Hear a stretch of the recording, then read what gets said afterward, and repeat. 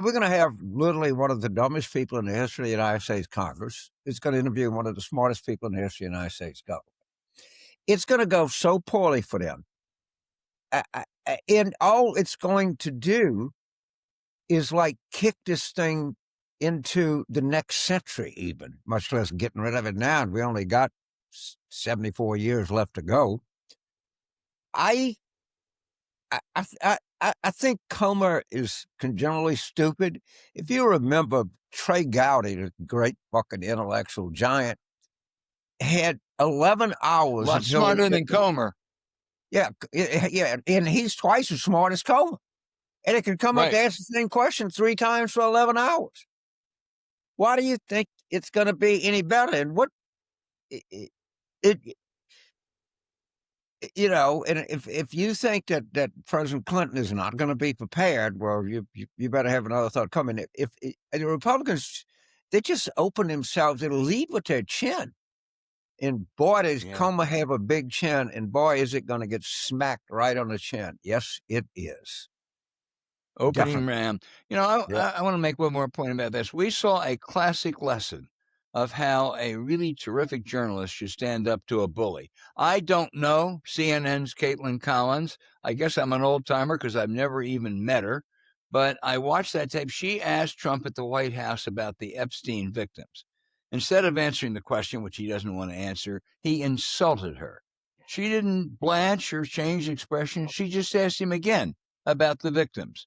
The bully got vicious again and once again tried to insult her. Ms. Collins held her ground. She came across as a polished professional, and Trump came away as someone, James, that shockingly has something to hide. Well, I think what Caitlin did, SEC girl, I might add, gal, I guess a woman, I guess I should say. Woman, right. This is, okay, whatever. I mean, talk different down here.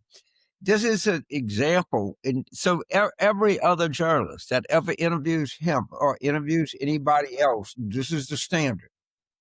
And they're learning that. When she correctly anticipated what he would do and how he would change the subject, and she was just laying there. And this is the new norm. And this is not just Trump, because they won't get him to do any more interviews anywhere. This is like, for every Republican lackey that goes on TV, this is what you're going to get. You're going to get smacked right in the mouth. And when you try to dodge, you're going to get smacked in the mouth again. If I were a Republican in Washington, I would stay off of television at all costs. I would subject myself to no interviews because you have no answers. Yeah, and this guy, of course, can't do it because ego is such. I mean, it was remarkable when someone asked him about the awful story about Savannah Guthrie's mom, who I hope is okay. I hope they find her. Trump immediately personalized it. Well, you know, rather than talk about the tragedy and the hope that the mother come out, he said, you know, I've gotten along with Savannah Guthrie fine. You know, no, it wasn't about you, but that's who he is. And if you guys out there haven't seen the tape of Caitlin Collins interviewing Donald Trump yesterday, go take a look at it.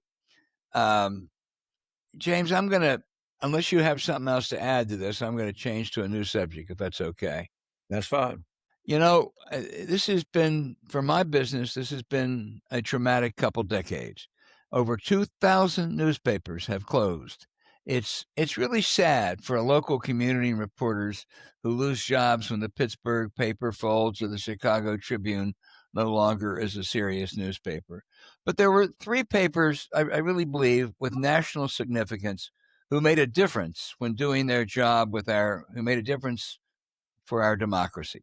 The New York Times, the leader, the Wall Street Journal, and the Washington Post. The Times and Journal have adapted to serious challenges and are doing great journalism. When Amazon chief Jeff Bezos bought the Post a dozen years ago, he poured resources into it. He said, this is an American institution. It's about values. He supported a great editor and a really, really great staff. Paper even made money for a few years.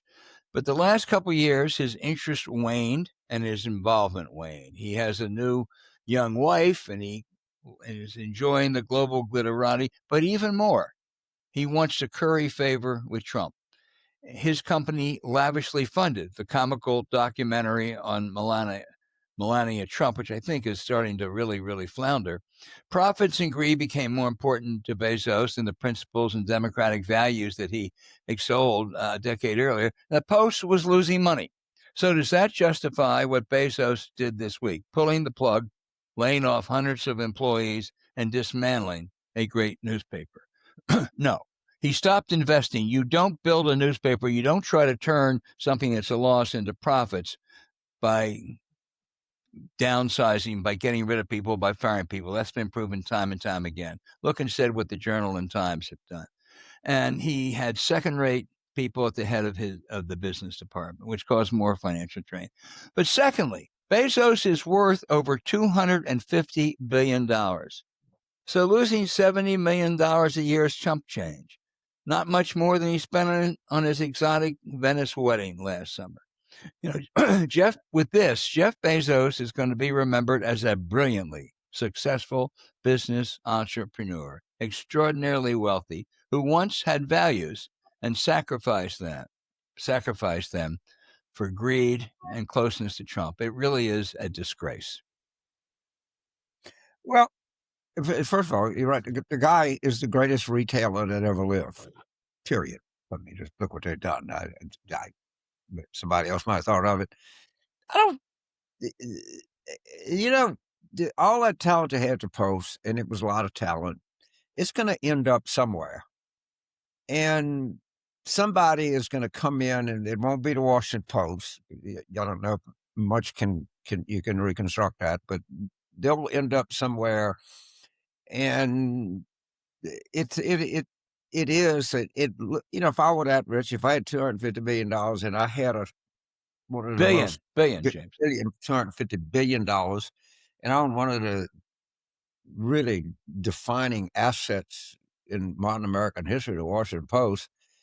I mean, why would I give the goddamn money to the art museum when I could keep this tradition going? But being a guy, it's his money; he can do what he wants. But I'm afraid the Washington Post that we knew, or we hoped we knew, it is no more. And when I particularly remember great fondness, great sports page they had. I mean, they had great political coverage, all kind of legendary journalists that were there. And I look at people, that friends of ours like Walter Pincus, who, whole lifetime was there at the Post. I mean, Dan Baltz, I mean, people like that. It's a treasured institution as frankly is no more. And it's sad to see. It really is. Oh, I think it's the most tragic day, perhaps, in the history of American journalism, because it really was. It's always sad when papers go under, and there are a lot that are, but the Post was really in a league of its own. I mean, Ben Bradley, who no one who ever met Ben Bradley will forever forget that day. He was just that charismatic, that charming, that good. I never heard anybody say anything but stellar things about Ben Bradley. I mean, he was a compelling guy, but it's just changed, and people will think of something. And you're right, the Times and the Journal are hanging in there. And, there's other places, and something will come up. Somebody will think of something. At least I hope. I mean, there are places to get news, no question of that, James.